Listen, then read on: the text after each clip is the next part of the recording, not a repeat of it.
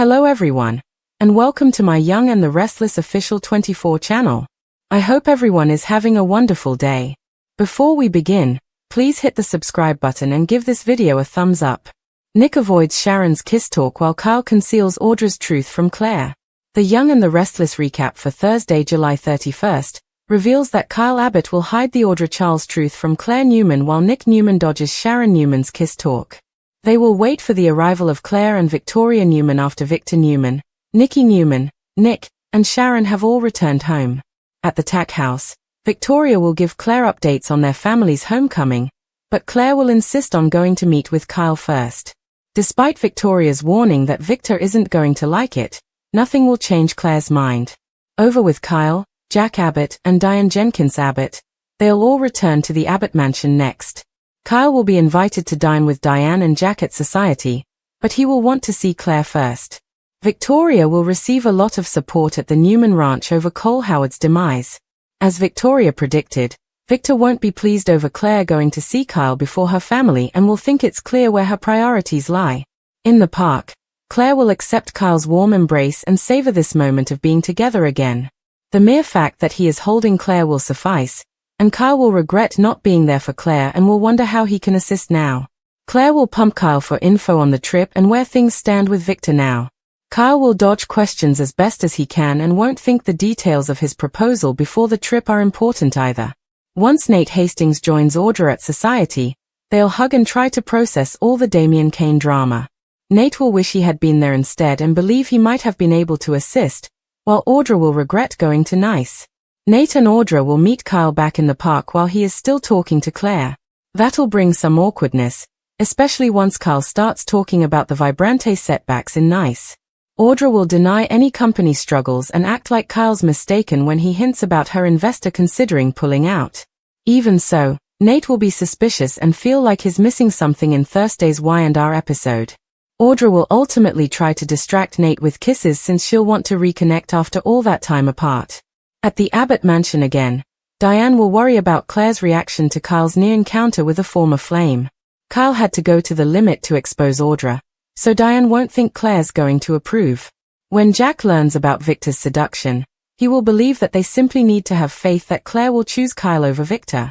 Despite Victor being a bit distracted by Kane Ashby, Jack won't think Victor's going to let up on Claire and Kyle. Diane and Jack will express their sympathy to Nate, who will still be seated with Audra, back at Society. There'll be some tension between Audra and Diane, especially when Diane hints about the nice trip being full of surprises.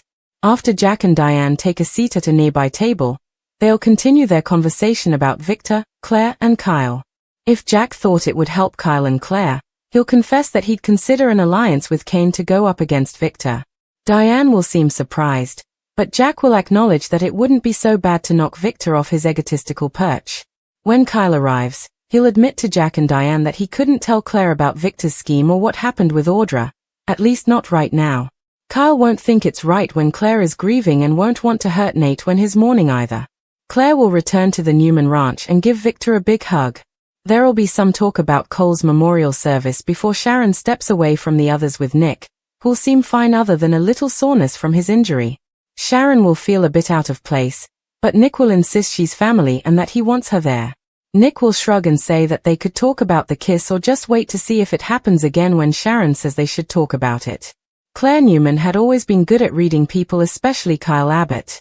Their relationship had grown stronger over the past few months, evolving from tense business interactions to emotional support, shared vulnerability, and an undeniable romantic undercurrent. Claire was finally beginning to feel like she belonged, not just as Victoria's daughter but as a woman with her own voice in the Newman and Abbott empires. But something had shifted lately in Kyle. He had grown distant, subtle at first, but unmistakable to her keen eye. And Claire wasn't the kind of woman to sit idle in doubt. The morning had started with a gentle breeze sweeping through the Abbott estate. Claire brewed coffee for them both, humming softly to herself as she looked out the window. She expected Kyle to emerge from his room with that cocky yet tired smirk he wore every morning. Instead, he walked in stiff, dressed too quickly, with a short "I've got meetings today," and barely a glance in her direction. That was the third day in a row. She sipped her coffee, choosing her words carefully. "You've been quiet lately. Everything okay with the Mochetti deal? Kyle blinked, startled, then forced a smile. Yeah, just a lot on my plate. Claire narrowed her eyes. Is that all? Because you didn't even touch your phone last night. You stared at it like it was going to explode. Kyle chuckled nervously. You're imagining things.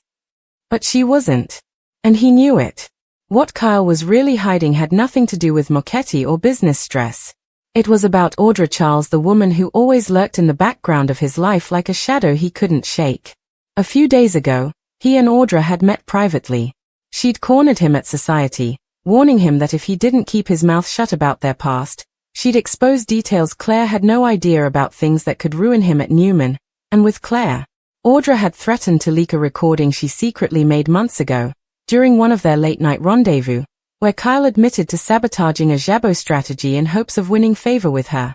At the time, he had convinced himself it was a business tactic, but it was fueled by his desire to impress Audra, a decision he deeply regretted now. If Claire found out, it would undo everything. Claire was clever, persistent. She would not rest until she got the truth. So Kyle began spinning subtle lies, long meetings, late-night calls, sudden boardroom emergencies.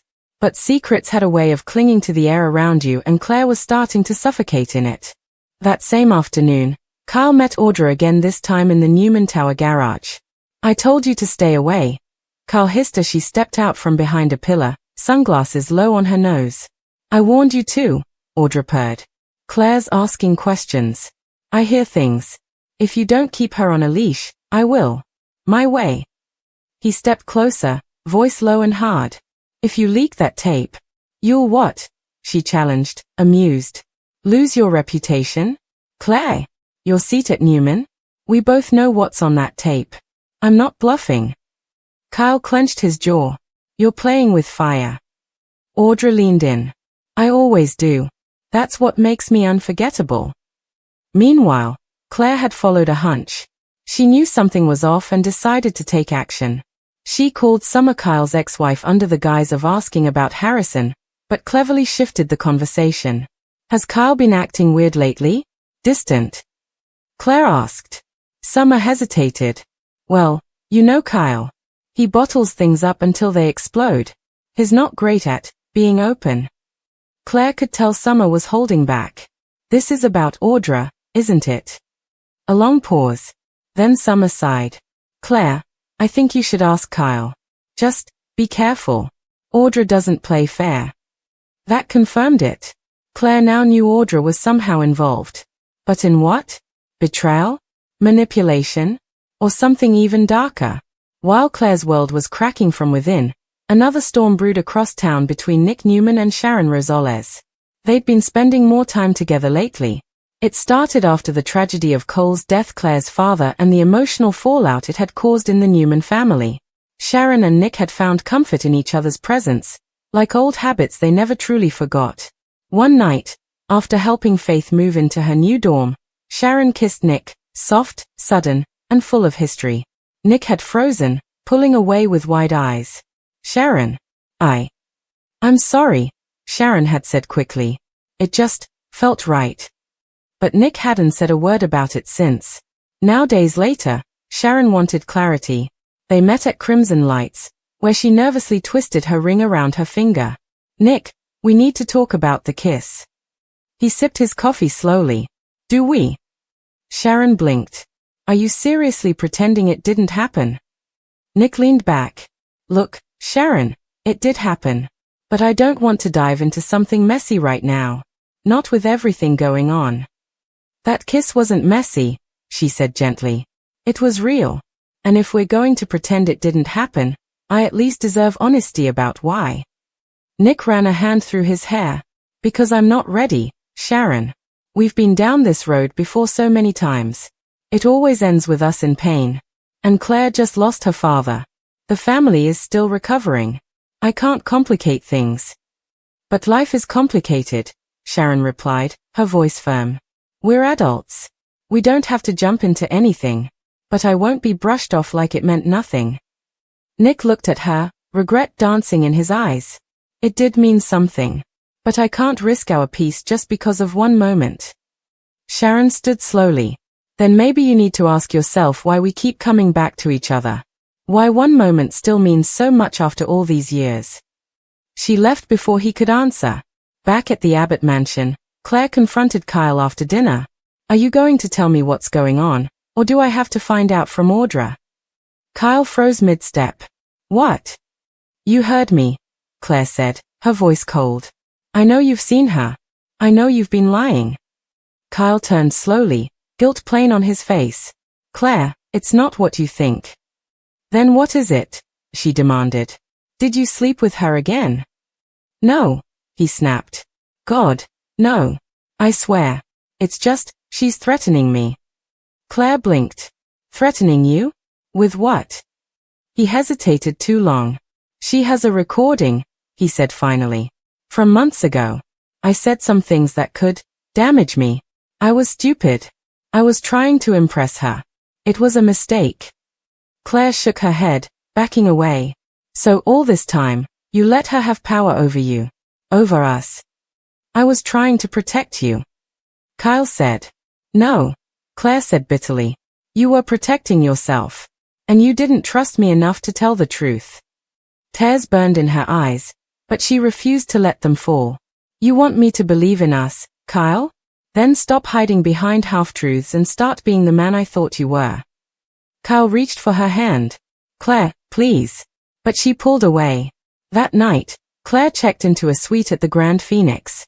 Not because she wanted to run, but because she needed time to breathe. She stared at her reflection in the mirror and saw a different woman, stronger, wiser, but scarred. She wouldn't let Audra win. She wouldn't let lies poison her sense of worth again. As she sat on the edge of the bed, her phone vibrated. A text from Sharon. You okay? I heard about Kyle. I'm here if you need to talk. Claire stared at it for a long time. Then typed back. We both deserve more than half-hearted men and dangerous secrets. Let's talk. Back at Crimson Lights, Nick stared at the seat Sharon had vacated hours earlier. Something in her words still echoed, why do we keep coming back to each other? Because deep down, he knew the answer. He still loved her. And in a world full of secrets and lies, maybe love was the only truth left worth facing. Claire Newman's night at the Grand Phoenix was anything but restful. Her mind replayed every interaction with Kyle, the warmth in his eyes when he first trusted her, the late-night talks, and the way he defended her during the Newman board chaos. That man, the one she believed in, wouldn't have given Audra Charles power. And yet, he had. She tossed aside the hotel comforter and stood, walking toward the floor-to-ceiling window. Genoa City glowed below, a city of secrets wrapped in expensive suits and family legacies. Claire knew she had to stop running. She didn't come back to town to be controlled by a web of other people's mistakes. She picked up her phone and dialed. Audra? We need to talk. Now. Audra didn't sound surprised. You want the truth? Be at the GCAC rooftop in 20 minutes. And Claire? Come alone. Meanwhile, across town, Nick Newman sat alone on the back patio of the Newman Ranch. The silence pressed in as he sipped whiskey, his mind battling with the ghost of a kiss. Sharon's lips had lingered in his thoughts longer than he wanted to admit. Not just the kiss, but the meaning behind it, the unspoken, the unfinished. Why can't I move forward with her? He muttered to himself. He heard the rustling of feet behind him and turned, surprised to see Faith approaching, back in town for a quick visit. Hey, Dad. Mind if I sit? Nick offered a chair, startled by how grown-up she looked. Shouldn't you be with friends? I needed a breather. Figured you might too. Faith studied him. You look like you've got something on your mind. Nick chuckled bitterly. That obvious, who? You're thinking about Mom, aren't you? He sighed. It's complicated. Faith leaned forward. I saw how you two were at the memorial. And I heard about the kiss. Nick's eyes widened. Who told you? I have ears. And Mom's been quieter than usual. That only happens when she's hurting. Nick groaned. It was just one moment. Emotional. We're not jumping into anything. But maybe you should, Faith said gently. Life isn't promised, Dad. If you still love her, really love her, what's stopping you? Nick didn't answer right away. Because the truth scared him. He didn't want to hurt Sharon again. Or get hurt himself. But maybe, like Claire and Kyle, the real damage wasn't in being vulnerable, it was in avoiding the truth. Back at the GCAC rooftop, Claire stepped out of the elevator, the city air brushing against her skin. Audra was already there, draped in a black trench coat, sipping a martini like it was a weapon. "You came," she said without looking up. "I'm not afraid of you," Claire replied. "Let's stop pretending this is about Kyle. You've been circling him like a vulture since day one." "Why?" Audra finally looked at her. "Because Kyle's weak. And weakness is power." Claire crossed her arms. "So you recorded him? Threatened him? That's your power." Audra shrugged. "It's leverage. Business 101. This isn't business. This is emotional terrorism." "Call it what you want, Claire," Audra said. "Kyle was a fool. He wanted me. I let him think he had a chance. He gave me what I needed." Claire stepped closer, her voice sharp. "What exactly did you need? Control of Newman Media? A way back into the inner circle?" "I needed Kyle to owe me," Audra said. "Because Kyle's name still means something. And if I can control Kyle, I can control his loyalty. I wasn't going to be thrown out of this game. Not by Nikki, not by Victor, not by you." Claire stared at her for a long moment. "You're not a strategist. You're a parasite." Audra smirked. "Say what you want, but I always land on my feet." "Well, not this time," Claire said, pulling her phone from her pocket. "I recorded this conversation. And unless you release that tape and leave Kyle alone, I'll make sure this audio lands with Victor, Victoria, and every board member who ever considered hiring you again." Audra's smile faltered. "You wouldn't dare." Claire leaned in. "Try me." Audra's eyes flickered. For the first time, she looked unsure. "You're bluffing." Claire tapped her screen. Audra heard her own voice echoing back, clear, damning, and cold. "You think I'm like Kyle. That I'll cower. But I'm not the daughter Victoria Newman raised to be manipulated. You just bet against the wrong woman." Audra stared at her for a moment, then hissed through her teeth. "Fine. I'll delete the tape. But don't think this is over." Claire turned to leave. "Oh, it's just beginning. And next time you try to mess with my life, you won't even see it coming." The next morning, Kyle was pacing inside his office when Claire walked in, dressed sharply, her gaze unreadable. "Claire, look, She held up her hand. "Don't. I know everything. I spoke to Audra." Kyle's shoulders dropped. "I'm sorry." "I'm not here for an apology," she said. "I'm here because I need to know one thing. Do you want us, or are you still running from yourself?" Kyle met her eyes. "I want us. I never stopped. But I made mistakes trying to bury my guilt instead of being honest with you." She stepped forward. "Then no more secrets. Ever." "Ever," he promised. She walked closer, placing her hand gently on his chest. "And if she ever tries to hurt us again, she'll have to go through me first." Kyle pulled her into a quiet, long hug, his eyes misting with the realization that he didn't lose her. Not yet. Later that day, Nick stood outside Sharon's door, struggling with hesitation. He knocked. She opened it, surprised. "Nick. I need to talk to you." She stepped aside, letting him in. "What's on your mind?" He took a deep breath. "That kiss. I've been running from it. Not because I didn't feel something, but because I did." Sharon tilted her head. "Then why pull away?" "Because we've hurt each other before," he said. "I didn't want to go down the same road. But Faith reminded me something last night. Life's too short to avoid love because of fear." Sharon walked to him slowly. "So, what now?" Nick reached for her hand. "Now we stop running. We take it one step at a time. I don't have all the answers, Sharon, but I know I still care. Deeply." A smile touched her lips. "Then maybe we finally have a real chance." He kissed her, gently, meaningfully, not as a memory, but as a beginning. At Newman Enterprises, Claire entered Victoria's office and handed her a flash drive. "I thought you should hear this." Victoria played it, her expression slowly tightening as Audra's voice admitted to manipulating Kyle and using leverage to stay in power. You took her down? Victoria asked, impressed. She played dirty, Claire said. So I played smarter. Victoria smiled with pride. You're more Newman than I ever imagined. Claire raised a brow. Even when I fight like one. Especially then, Victoria replied. That night, at Society, Claire and Kyle shared dinner together, a rare moment of calm. Kyle took her hand. I know I still have work to do, to earn your full trust. You've already started, Claire said. By not hiding anymore. He exhaled. I never want to lie to you again. Good, she said. Because I have no patience for liars. Or martinis with blackmail. They laughed together, the tension easing. And somewhere across town, Nick and Sharon lay on the couch at her place, the TV playing softly in the background. No need for words. Just peace. For now.